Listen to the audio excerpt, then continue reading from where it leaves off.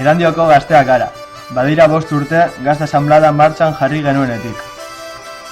Urte hauetan, gazteon artean zein herriko jendearekin, sormena, herri kultura, elkarlana, parte hartzea, elkartasuna eta bar sustatu ditugu.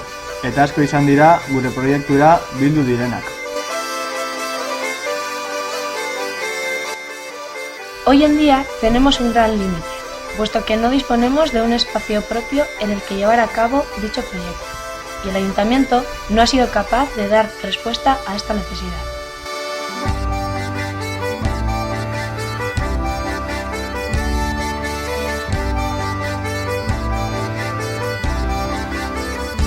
Herrian asko dira urtetan abandonaturik eta hilik egon diren etxeak. Gu edonori ireki izango den eta gazteo gestionatuko dugun espazio askea sortzera goaz. Gure autua egina dago. Erandion gaztetzea bai.